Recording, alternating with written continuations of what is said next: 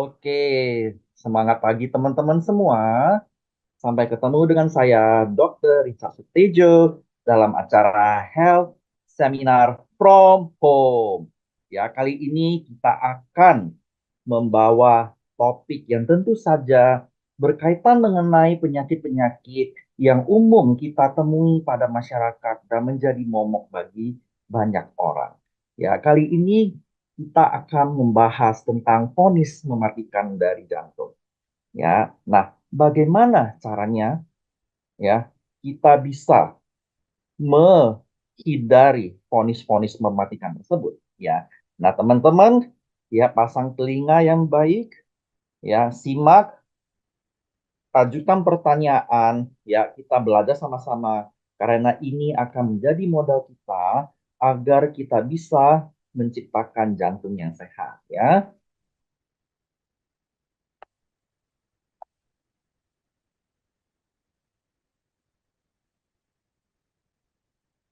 Oke ya, semoga ini sudah tertampilkan ya teman-teman ya.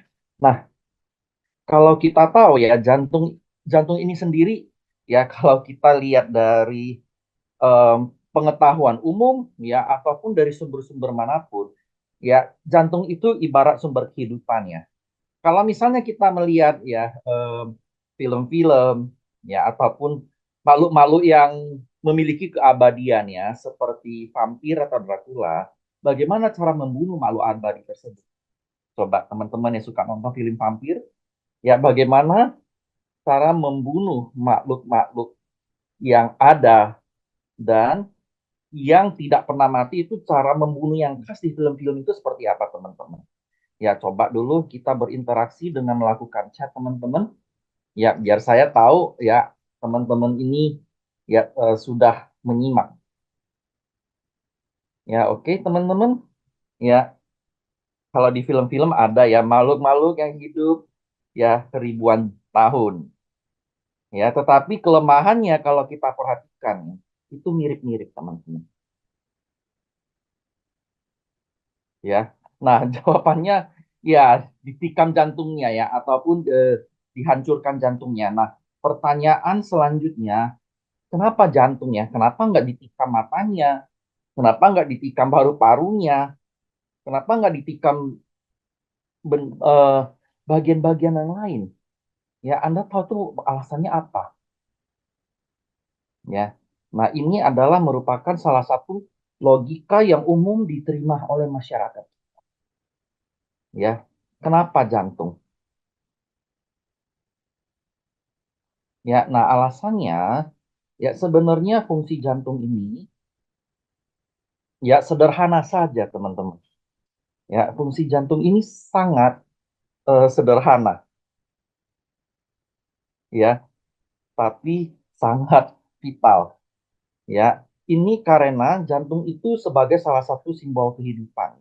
Jadi fungsinya sederhana saja ya. Dia itu tugasnya ya memompa darah ke seluruh tubuh. Istilah simpelnya adalah memberi makan seluruh organ lain yang ada di dalam tubuh.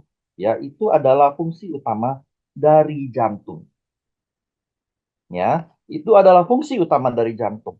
Nah, jantung itu dia tuh berotot ya. Itu bentuknya itu berotot dan dia bekerja 24 jam sehari ya. Sekali berdetak itu kurang lebih 50 sampai 80 mililiter darah dipompa, 5 liter darah per menit ya sampai 7.500 liter darah per hari bolak-balik bolak-balik bolak-balik bolak-balik ya tanpa henti bahkan ketika kita tidur. Ya, kenapa seperti itu? Karena darah itu sangat penting ya, sangat penting untuk keberlangsungan hidup seluruh sel yang ada di tubuh kita. Itulah makanya jantung itu tidak boleh berhenti bekerja. Ya, mungkin ketika tidur ya, jantung juga detakannya akan pelan ya, karena kan aktivitas tubuh berkurang. Ya, nah salah satu organ vital lain adalah otak. Ya. Nah, pertanyaan selanjutnya, ya, kenapa jantung itu rentan penyakit ya jika dibandingkan dengan organ-organ yang lain. Ya, nah karena jantung ini kompleks, ya bentuknya itu ya itu lumayan rumit ya jantung ini. Ya sama halnya seperti otak. Ya dan satu lagi yang menyebabkan jantung itu rentan penyakit jika dibandingkan dengan organ-organ lain adalah kerjanya yang terus-menerus tanpa berhenti. Ya, ibarat mesin, ya. Kalau mesinnya hidupnya cuma 1 hari 1 jam atau 2 jam, dibandingkan dengan mesin yang hidupnya 24 jam tanpa berhenti, bayangkan itu kerjanya pasti sangat berat. Ya, pada saat kerja yang terus-menerus, ya, itu rentan sekali menyebabkan terjadinya masalah sama seperti mesin. Nah, inilah alasannya, ya, kenapa jantung itu rentan penyakit. Ya, jadi ini kita harus hati-hati. Ya, nah, kalau kita lihat, ya jenis-jenis penyakit jantung ini banyak sekali. Ya, gangguan irama jantung, jantung bawaan, ada yang katupnya bocor, ya ada yang henti jantung, dan yang paling banyak adalah penyakit jantung koroner ya, karena terjadinya penyumbatan ya darah ya pada jantung sehingga ada bagian jantung yang eh, mengalami kematian sel sehingga profil detak jantungnya akan berubah. Ya makanya kita melihat ya penyakit jantung koroner ini yang paling banyak ya terjadi pada penyakit jantung jika dibandingkan dengan penyakit jantung yang lain. Ya kalau kita melihat ya ini datanya ya data Kementerian Kesehatan yang dilayani BPJS ya memang sekitar ya 10-an juta ya ini dilayani BPJS. Tetapi kan ada penyakit jantung yang tidak terdeteksi, tidak diketahui dan penyakit jantung yang orang tidak berobat ke BPJS. Ya, nah banyak sekali orang yang membiarkan saja ya penyakit jantung karena tidak ada gejala atau gejalanya tidak signifikan. Ya, nah bayangkan tahun 2023 ya BPJS Kesehatan membiayai penyakit jantung sampai 23,52 triliun. Ya, ini merupakan angka yang fantastis, angka yang besar. Dan kita lihat ya kalau kita melihat dari sini ya, Anda lihat ini angkanya berapa ya ini. Penyakit jantung menempati posisi pertama dengan jumlah kasus tertinggi ya sampai 20 juta kasus. Ya, ini juga termasuk kasus yang berulang. Kadang-kadang satu orang ada serangan jantung beberapa kali, ya, itu juga dihitungnya. Makanya kalau di total 20 juta kasus. Ya, jadi ini jangan main-main ya. Ini merupakan salah satu kasus yang sangat tinggi. Kalau sangat tinggi, artinya ini ada di sekitar.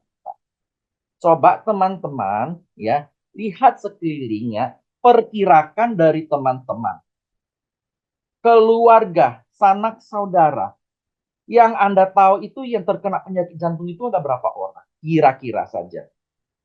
Ya, kira-kira saja. Ya, dari ya orang-orang yang Anda di sekeliling Anda, teman Anda, tetangga Anda, keluarga Anda, sanak saudara itu menderita jantung itu banyak nggak yang terkena ya penyakit jantung. Ya coba dulu perhatikan ya. Jangan main-mainnya. Itu ya bukan cuma satu, cuma dua, tidak. Ya tidak. Ya itu ada banyak sekali.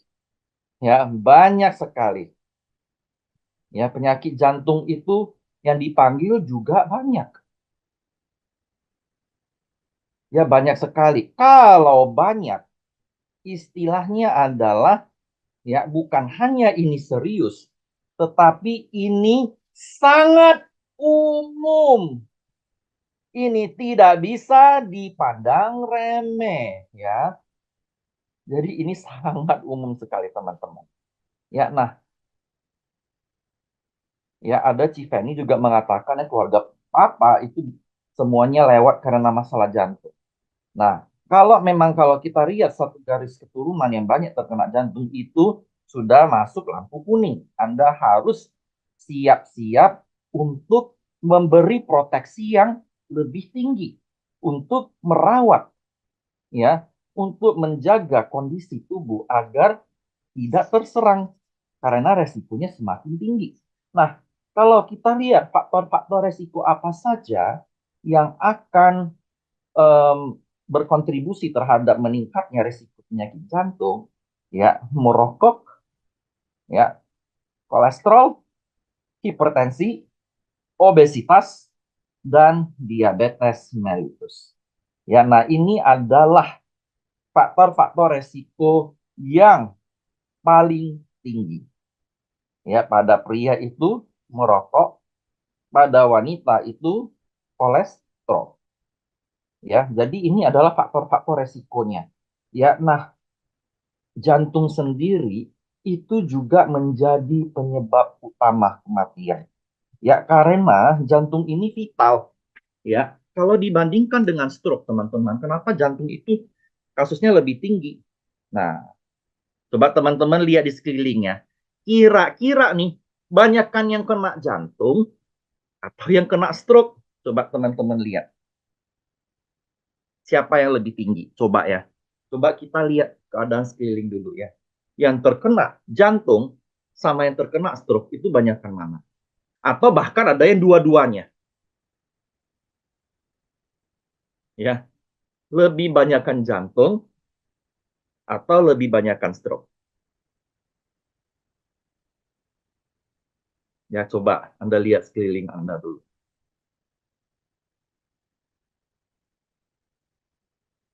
Ya, bagus ya ASCP. Nanti kita akan bahas ya NAD boost. Ini kenapa ini nanti saya ada perkenalkan istilah baru yang teman-teman harus ingat ya. Makanya jangan bolos seminar kesehatan ya. Karena ini saya akan tunjukkan kenapa. Ya, nanti ada pembahasan yang tidak pernah Anda temui sebelumnya. Ini bahasan baru Anda wajib belajar. Ya, oke. Sekarang saya ulangi pertanyaannya ya. Kalau Anda melihat kondisi di sekeliling, itu banyakkan yang terkena jantung atau terkena stroke?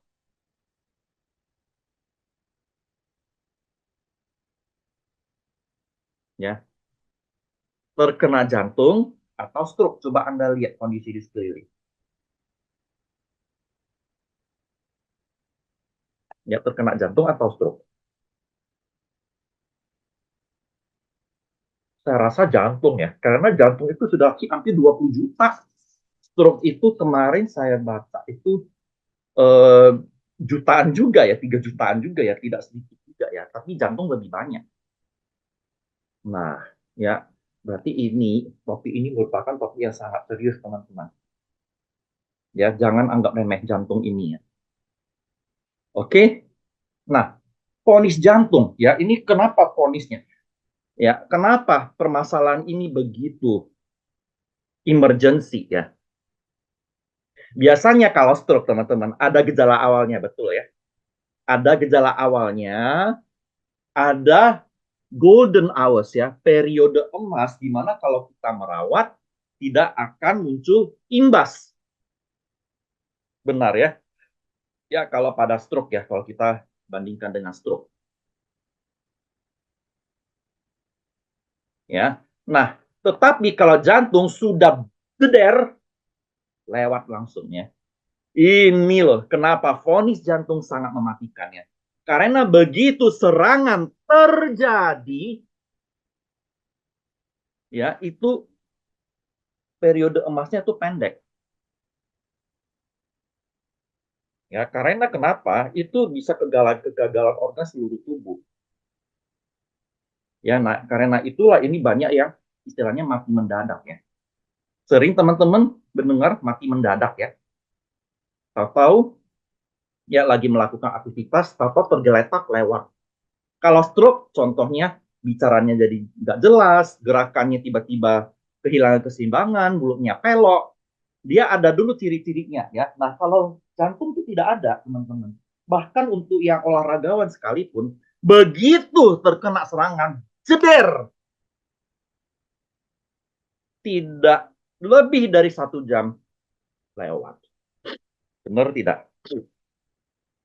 Ya, olahragawan loh. Saya ngomongin olahragawan, pelari. Benar nggak? Benar nggak, teman-teman? Jadi ini masalah yang harus kita perhatikan sama-sama. Ya, karena kenapa? Serangannya mendadak, ya, dan celakanya pada saat sudah terjadi jantung koroner penyumbatan, tidak ada gejala apapun sampai serangan mematikan itu terjadi. Ya, tidak ada. Ini silent killer. Ya, stroke juga silent killer, tapi lebih silent jantung. Lebih silent jantung, teman-teman. Jangan main-main. Ya, makanya kita harus mengetahui. Ya, nah, ini ada pernyataannya bagus nih. Mereka rutin berolahraga. Apa kabar kita yang apa kabar kita yang jarang olahraga? Good. Nanti boleh kita bahas ya. Ini merupakan sesuatu yang harus kita bahas bersama ya. Oke, nah ini soalnya ini eh, banyak yang salah konsep ya. Nah, sebenarnya itu sudah ada gejalanya ya. Memang periode emasnya itu lebih pendek. Begitu ada, ya biasanya itu nyeri dada. Ya, nyeri dada, seperti dada itu seperti terjepit, itu salah satu ciri khas. Ya, kalau palpitasi mungkin belum, ya sesak nafas juga iya. Ya, itu sudah harus cepat-cepat. Ya, tapi yang khas ini yang nomor 5 nih. Ya, nyeri dada.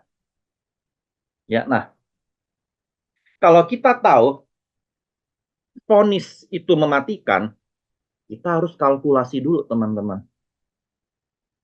Ya, salah satu tips untuk mengantisipasi vonis adalah mengetahui seberapa banyak resiko yang kita punya untuk terkena vonis.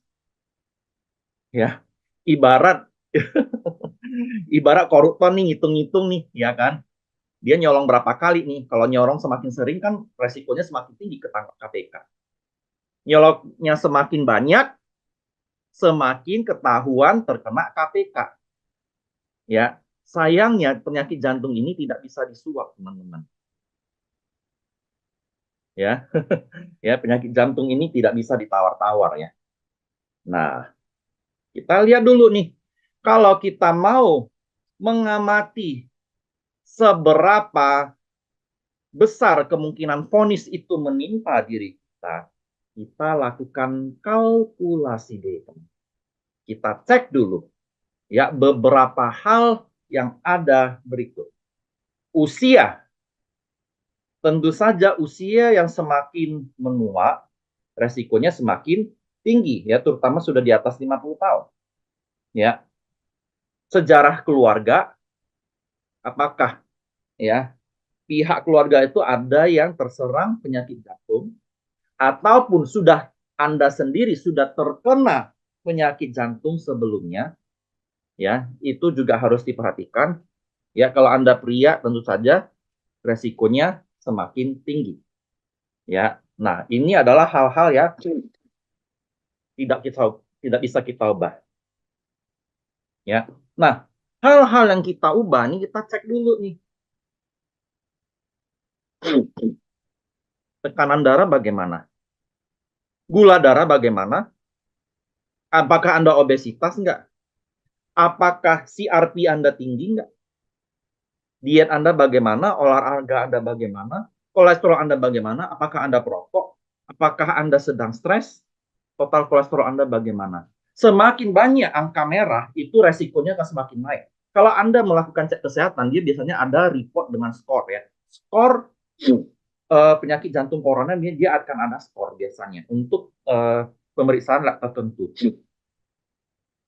ya, dan sosial faktor juga ya, lingkungannya bagaimana, ya, dan sebagainya. Ya, nah, ini sebenarnya ILI lagi, ILIL lagi ya. Anda tahu nggak ILIL itu apa? Masih ingat nggak? Saya sering ngomong ILIL.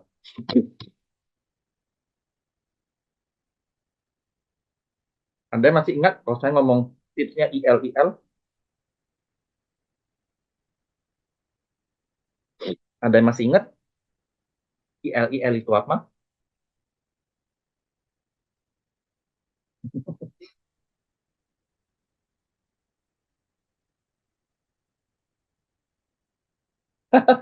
Bagus, bagus ya, bagus ya. Semuanya masih ingat ya. Itu lagi ya. Nah, benar, itu lagi ya. Nah, kalau kita lihat sebenarnya saya kurang ingin membahas secara detail ya. Kalau dari ILIL berarti Anda sudah tahu dong, ya kan?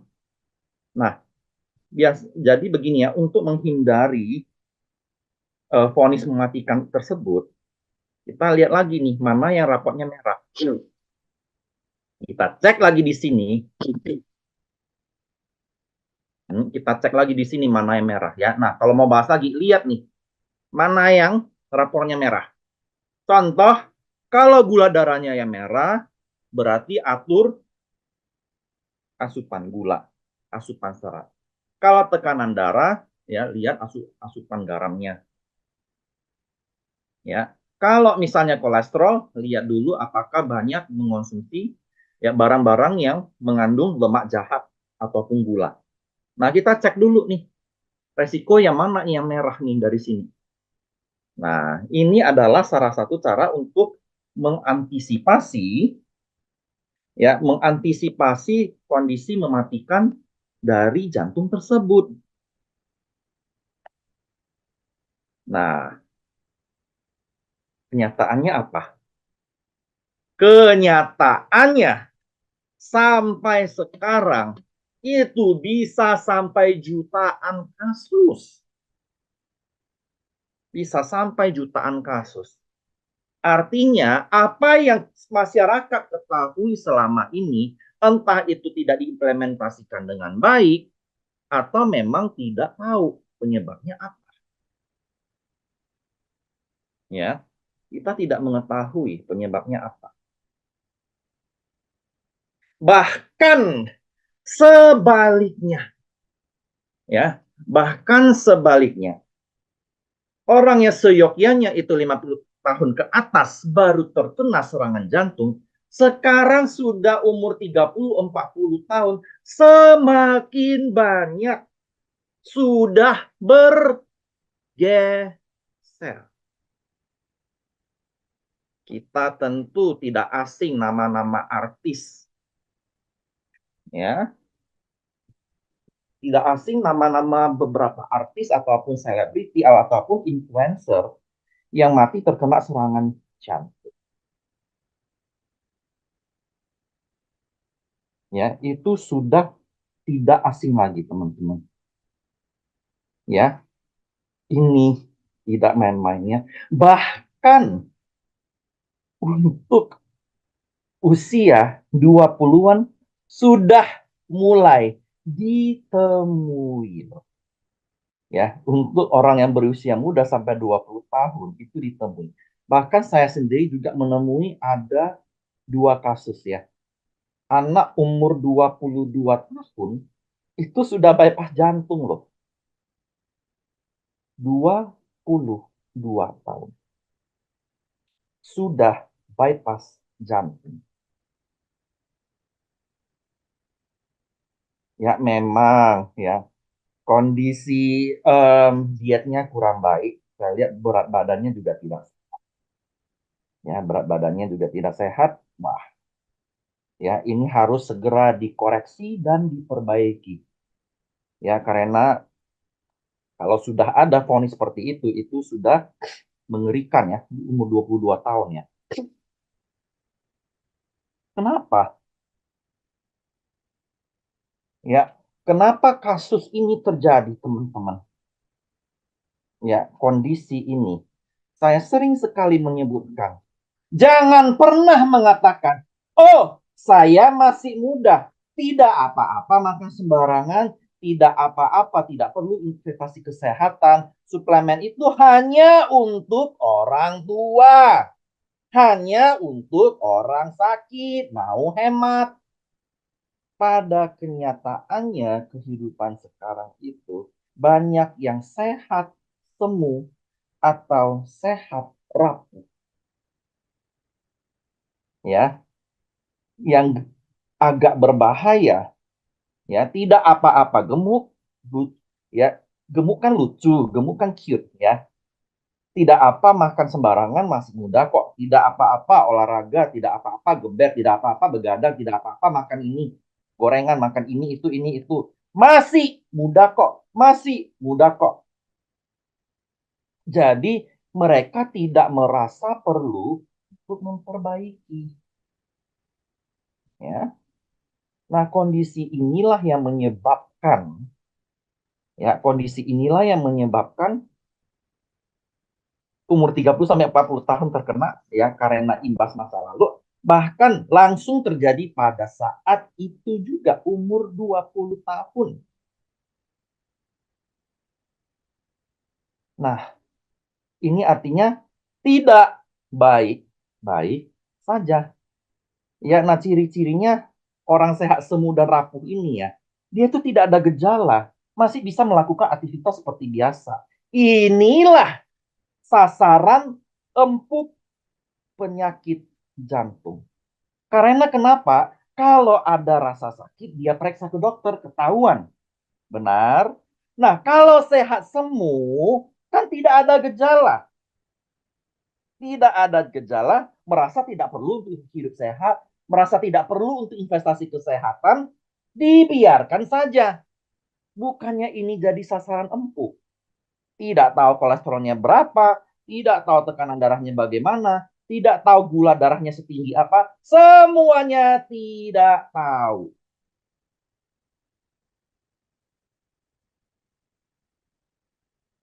Nah, inilah vonis itu datang.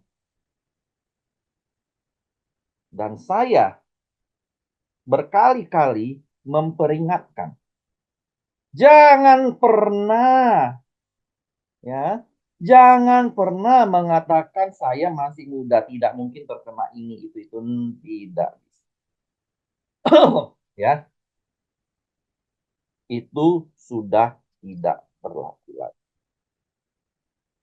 Ya, sudah tidak berlaku lagi. Itulah yang harus kita perhatikan, ya. Resepnya apa? Ini juga ILIL ini, ya. Saya lihat ini juga ILIL. Kurangi resiko penyebab yang tadi saya tampilkan tadi. Kenali sejak dini, ya, kita periksa secara berkala, dan investasi kesehatan.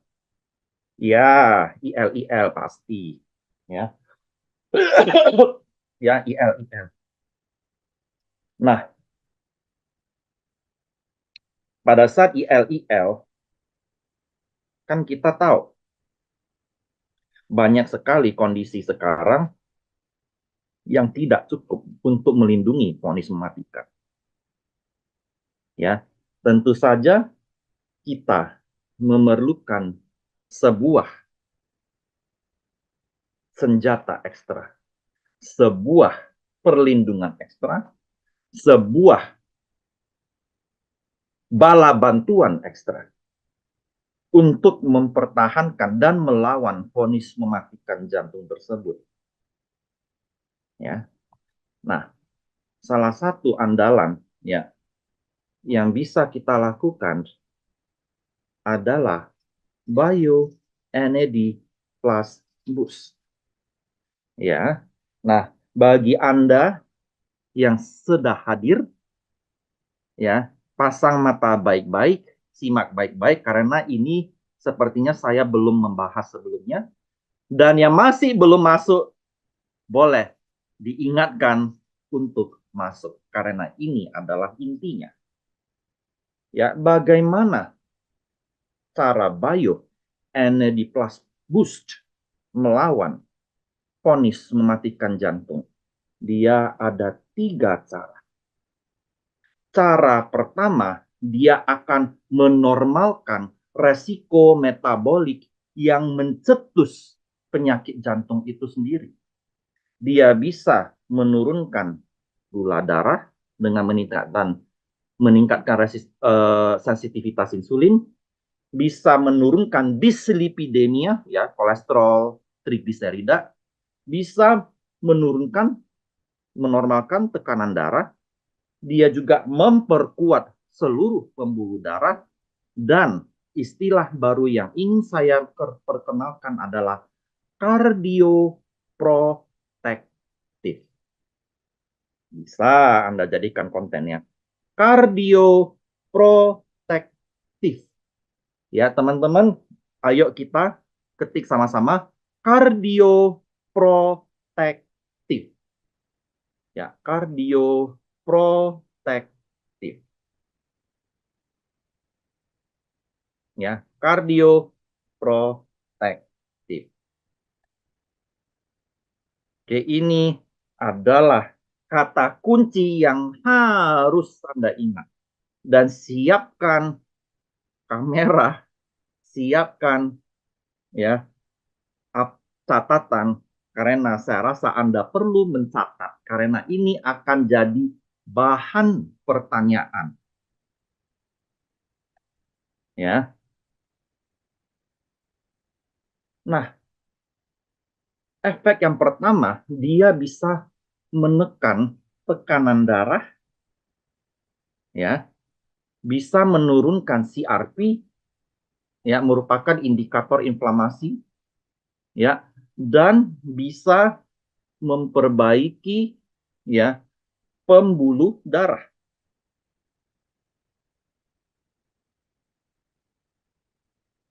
Yang kedua, bisa menormalkan metabolisme gula dan lemak,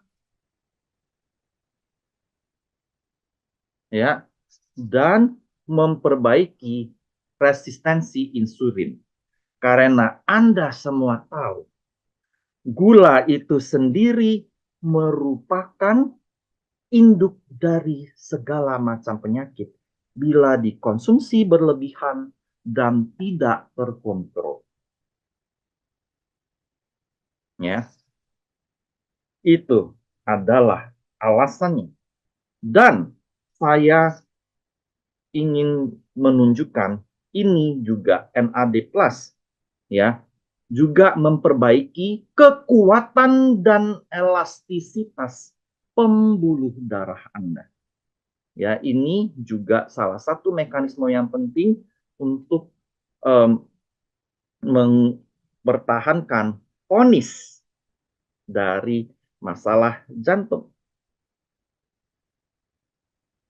Ya, dan sebenarnya NAD+ pada tahun 2022 orang sudah melihat, ya, orang sudah melihat potensi. Ya, Anda, ya, saya akan melakukan penekanan, ya, pada, ya, artikel ilmiah berikut, ya, karena ini penting, ya, bagi Anda yang ingin belajar apa itu kardioprotektif. Ya, karena suplementasi NAD+ dia akan mengisi sel dan menunda penuaan jantung. Karena serangan jantung itu identik dengan penuaan sel jantung. Dan seluruh serangan jantung yang ditemui itu terlihat penurunan NAD+. Sehingga NAD+ itu memainkan peranan penting. Ya, dan fungsi kardioprotektif terlihat, ya, pada saat sel-sel jantung kehilangan NAD+, dia sudah tidak bisa lagi mempertahankan diri sehingga muncul heart failure. Ya. Anda lihat NAD+, a hub of energy metabolism. Jantungnya metabolisme energi ya, terutama pada kasus-kasus gagal jantung, termasuk jantung koroner. Ya, mekanismenya NAD+ ini akan meningkatkan ya kemampuan sel-sel otot jantung. Nah, ini Anda screenshot, Anda rekam, Anda foto, karena gambar ini mengandung sejuta makna yang saya ambil dari artikel ilmiah. Bagaimana cara kardioprotektif yang diberikan oleh NAD+. Pertama, meningkatkan bioenergetik. Artinya dia akan disuplai oleh NAD untuk menghasilkan ATP. ATP ini adalah unit energi yang dipakai oleh seluruh sel untuk melaksanakan aktivitas. Kita sendiri tahu jantung itu bekerja 24 jam terus menerus.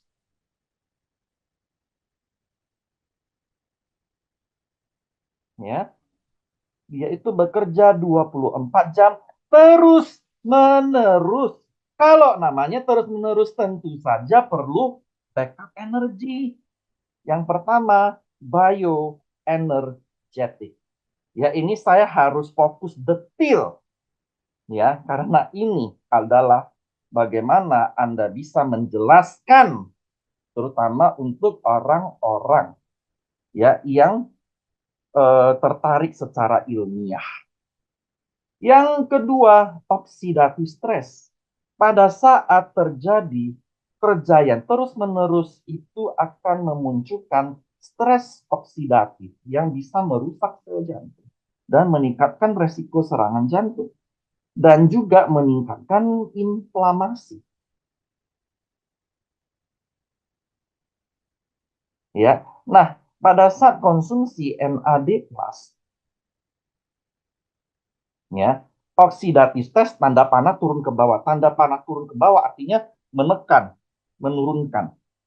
Inflamasi ditekan, diturunkan. Ya.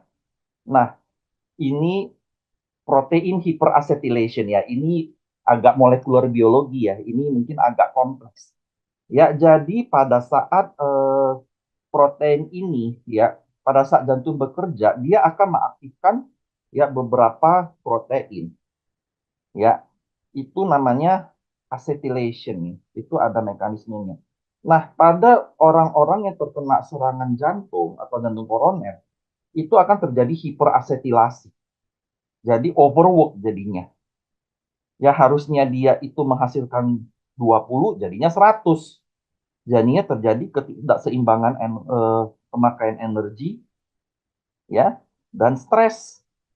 Makanya menaikkan resiko serangan jantung. Ketika terjadi serangan itu langsung goodbye, selnya langsung mati karena tidak ada pertahanan, tidak ada kardioprotektif.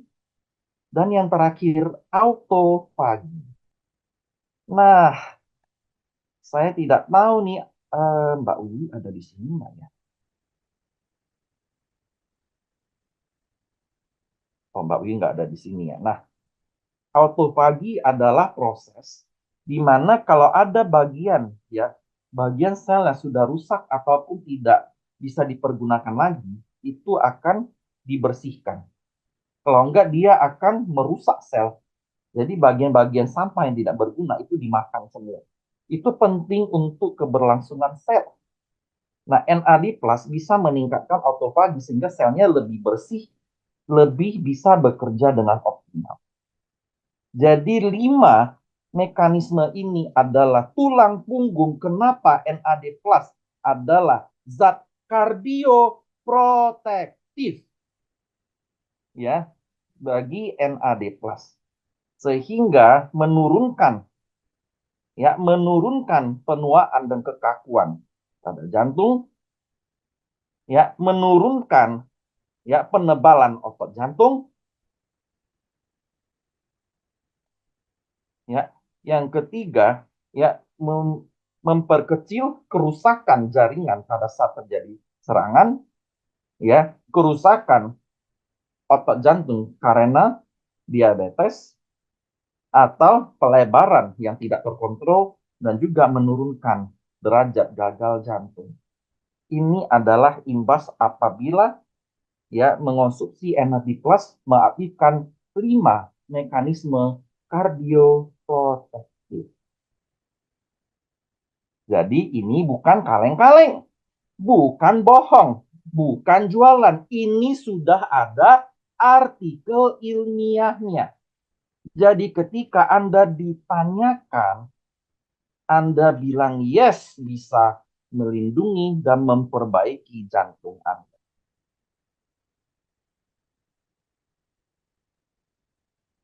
Ya. Nah, ini adalah bagian penting teman-teman. Oke, mungkin sekarang saya ingin membuka tanya jawab untuk mengetahui lebih detail mengenai kondisi-kondisi yang ada di lapangan. Oke ya, saya persilahkan teman-teman untuk berkomunikasi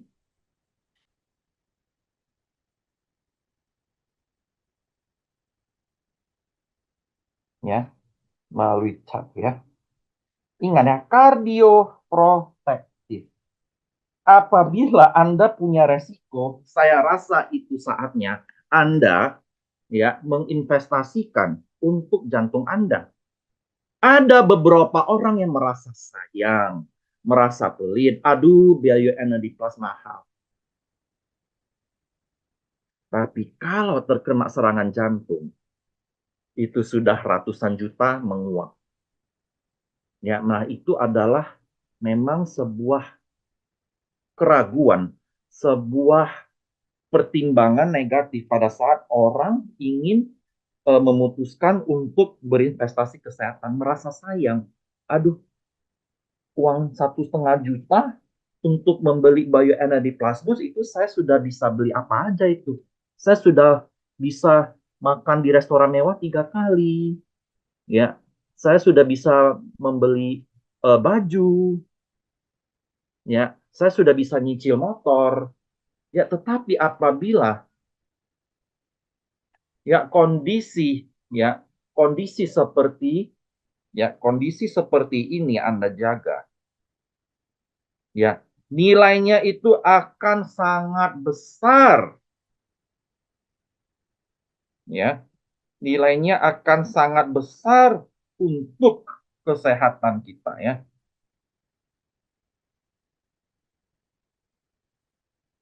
Ini pertanyaannya tadi sebentar ya, ini agak ketimpa-timpa nih ya. Saya nggak ada moderator, berarti saya harus buka sendiri ya.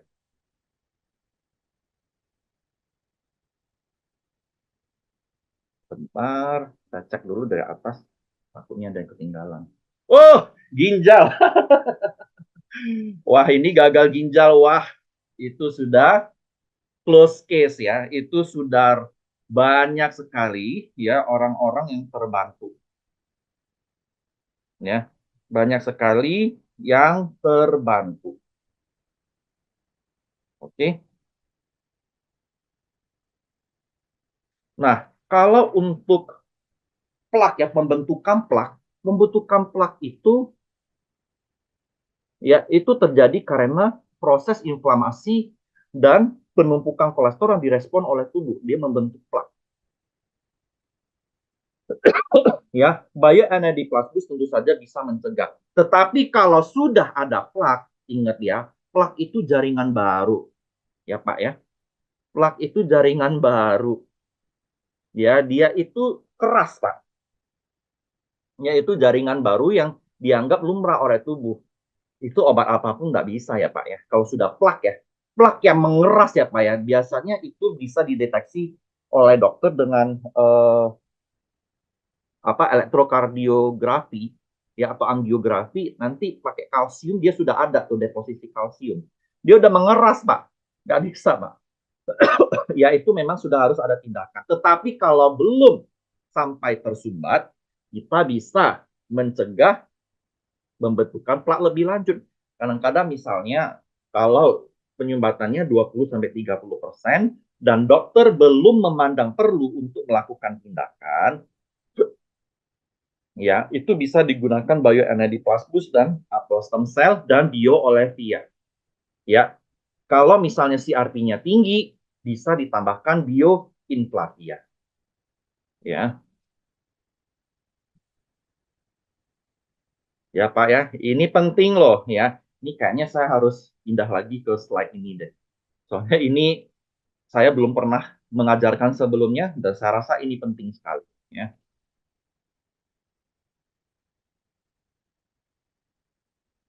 ya ingat ya Pak, kalau mengurangi penyumbatan ya, jujur ya, itu memang hanya bisa dilakukan prosedur ya Pak.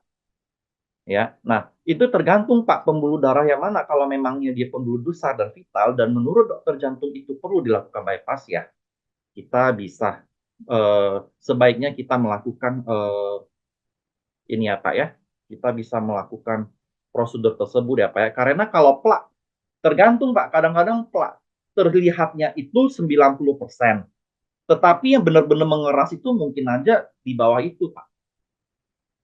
Nah, bagian yang belum benar-benar terbentuk jaringan keras itu mungkin masih bisa diturunkan. Ya, jadi penting sekali ya, penting sekali ya kita menggunakan zat kardioprotektif seperti bioenediplasmus yang dibantu dengan apel stem cell dan ya bioolefia. Kalau misalnya dia ada inflamasi, bioinflavia. Ya Bapak, untuk Bapak Roni ya ingat ya Pak, suplemen apapun itu tidak boleh mengurangi atau menghentikan obat dokter secara sepihak. Ya, saya ulangin buat teman-teman ya. Suplementasi dan investasi kesehatan itu ya pada saat kita konsumsi jangan mengurangi dan menghentikan obat-obatan dokter. Kenapa? Karena kan tubuh ini diberikan gizi, diberikan um, zat aktif sehingga memperbaiki diri. Apa yang kita rusak selama 5 tahun, Pak, tubuh tidak bisa memperbaiki dalam waktu 5 hari, sebulan, 2 bulan, Pak. Impossible, Pak. Pakai dawa dari Dewi Perawan yang turun dari negeri apa juga nggak akan bisa, Pak. Mau sunti stem cell dari rusa rusa Yunani juga nggak bisa, Pak. Ya, rusa unicorn yang tanduknya ada 10, yang tanduknya satu emas, satu perak, satu pelangi, itu juga nggak bisa. Ya mau makhluk mistis apapun, ya ularnya Nyi Roro Kidul mau dipotong kepalanya 10 kali juga nggak bisa Pak. Ya tubuh itu tidak seperti itu Pak. Ya obat itu memberikan efek instan tetapi temporary.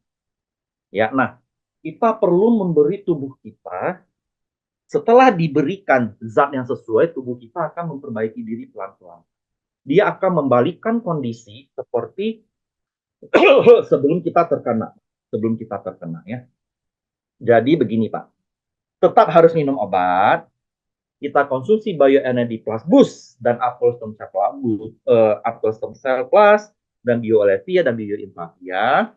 Kalau kondisinya membaik, kita bisa mengurangi ya atas petunjuk dokter kita bisa mengurangi ya resepnya pelan-pelan.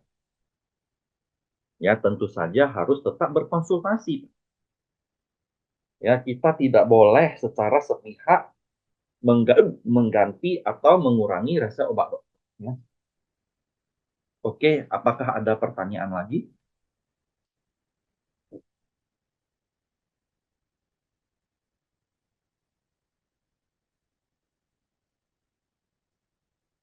Ya, ingat ya, kalau penyumbatan, ya lihat dulu nih penyumbatannya apakah sudah mengeras atau belum.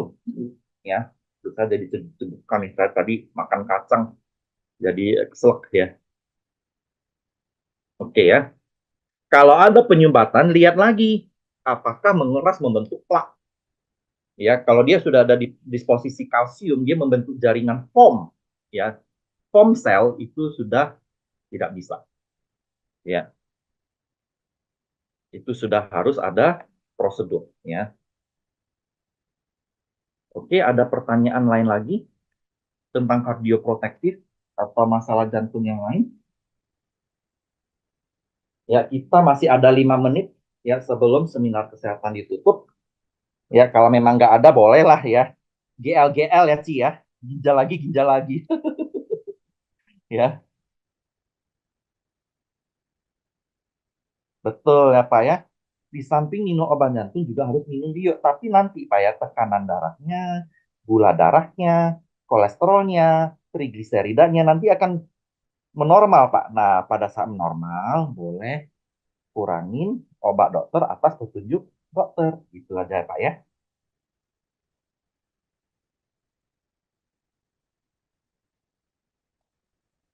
Oke, apakah ada pertanyaan lain? Ya, ini juga kalau tadi juga ada yang bertanya ya, apakah bioenergy plus boost itu ya boleh digunakan sebagai zat kardioprotektif pada anak? Justru saya bilang, anak-anak zaman sekarang semakin perlu untuk investasi kesehatan, makin rentan, makin rapuh, apalagi tantangan hidup zaman sekarang semakin berat, ya. Tidak operasi, ya saya belum tahu ya.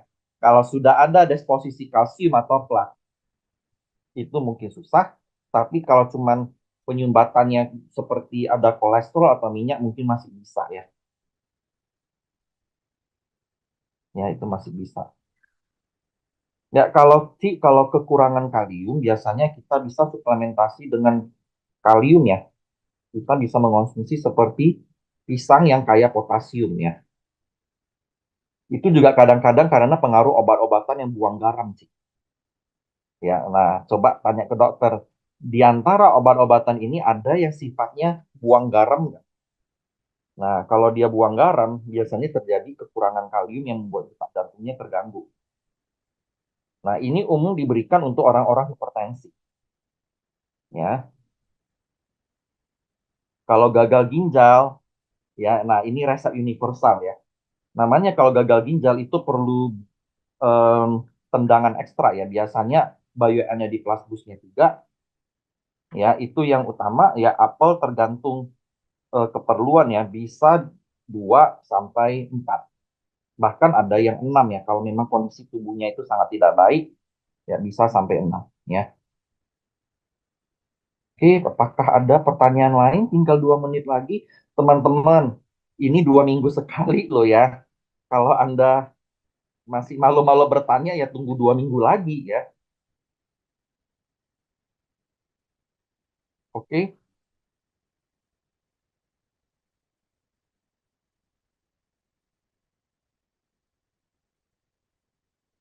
Nah, untuk ada pertanyaan, ada nyeri dada tapi periksa kolesterol dan tensi ibu tidak lengkap ibu ya.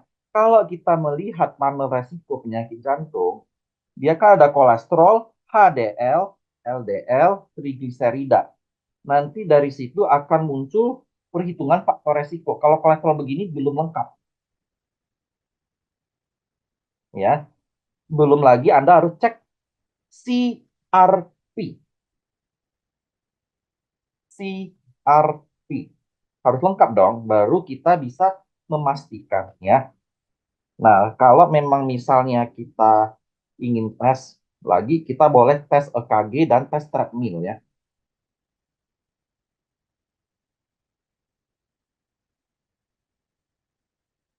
Ya, ingat ya, kalau jantung dicirikan kadang-kadang begini ya, nyeri dada itu ada penyebab lain yang tidak kalah berbahaya. Tahu apa? GERD. GERD. Pada saat gas itu naik ke atas, dia itu dekat-dekat daerah jantung. Jadi itu mirip dengan jantung. Ya, Tetapi itu GERD, itu karena gas yang naik. Ya, itu banyak terjadi kasus seperti itu. Ya, dia naik, rasa sesaknya itu ya di ulu hati agak ke tengah sedikit, jadi orang mengira itu sakit jantung, ternyata GERD. Ya, jadi harus hati-hati ya.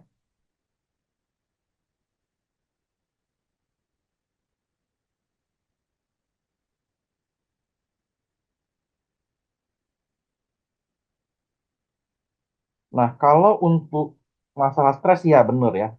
Stres juga ada hubungannya dengan potasium ya, karena potasium itu juga mempengaruhi mood ya. Nah, itu biasanya bisa eh, dilakukan suplementasi ya. Kalium sih gampang sih ya untuk disuplementasi. Ya, mungkin ini pertanyaan terakhir. Ada diagnosa dokter klep jantungnya masalah. Nah, klep jantung kalau bermasalah tergantung nih. Kalau klep kan itu anatomis, itu kan posisinya yang tidak betul. Ya, kalau posisinya tidak betul, itu biasanya memang harus ada intervensi pembedahan ya Ibu ya. Tetapi dengan UNED Apple, ya paling tidak itu memperkuat jantungnya, ya kardioprotektif. Tetapi klepnya tidak bisa dari yang miring jadi lurus, nggak bisa, ya tidak bisa. Ya, itu memang harus ada intervensi. GERD itu bioinflavia, ya bisa apel itu pendukung, tapi yang paling bisa mendukung buat GERD bioinflavia. Karena bioinflavia ya mengan ya mengandung salah satu bahan aktifnya ya jahe merah yang kita pilih secara eh, spesial, dia bersifat gastroprotektif ya, gastroprotektif. Jadi senjata utamanya untuk bioinflavia. Ya, nah misalnya begini ya Bu ya, ayah nggak mau memang kadang-kadang ketakutan ya.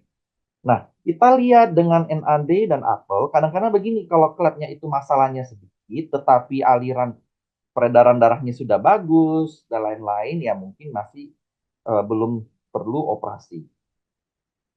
Ya, iya, ya kadang-kadang air air seni bisa jadi warna kuning karena itu vitamin B ya. Semua vitamin B itu ciri khasnya dia akan berwarna kuning. Tak masalah itu. Ya, tidak masalah. Oke ya. Saya rasa ini sudah jam 8 lewat ya dan tidak ada pertanyaan lagi.